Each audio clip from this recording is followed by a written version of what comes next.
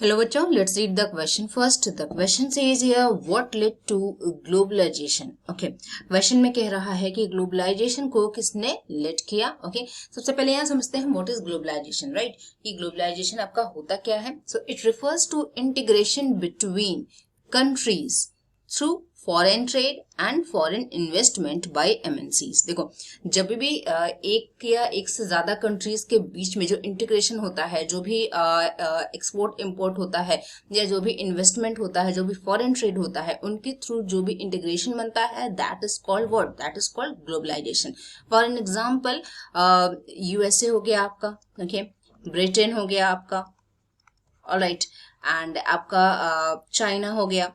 Let suppose कि इन सब ने मिलकर के इंडिया में या एक दूसरे में क्या किया, फॉरेन ट्रेड किया, फॉरेन इन्वेस्टमेंट किया. तो जो इंटीग्रेशन बन रहा है, जो रिलेशन बन रहा है, that is called what, that is called globalisation. Okay, now question में आपसे पूछ रहा है कि किसने ग्लोबलाइजेशन को बढ़ावा दिया, राइट, किसने लीड किया इसे.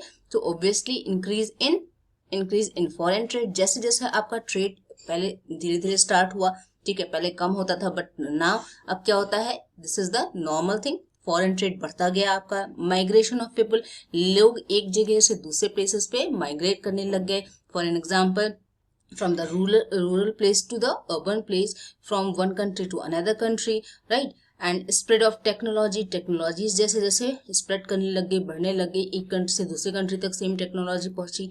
कैपिटल फ्लो, जो भी इन्वेस्टमेंट होता रहा, प्राइवेट एंड पब्लिक इन्वेस्टमेंट जो भी होता रहा, उनके थ्रू भी ग्लोबलाइजेशन क्या हुआ, पे इम्पैक्ट पड़ा, वो क्या होता गया, धीरे धीरे धीरे धीरे बढ़ता गया, right, from foreign countries. So ये सब मिला करके the world, this all together led to the world towards the globalisation, right.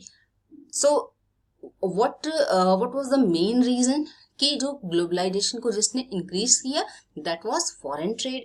लोग माइग्रेट होने लग गए, टेक्नोलॉजी बढ़ने लगी, कैपिटल फ्लो हुआ, इन्वेस्टमेंट बढ़ने लगा फ्रॉम द फॉरेन कंट्रीज. तो ये सब चीजें मिला करके ग्लोबलाइजेशन धीरे धीरे इंक्रीज करता रहा.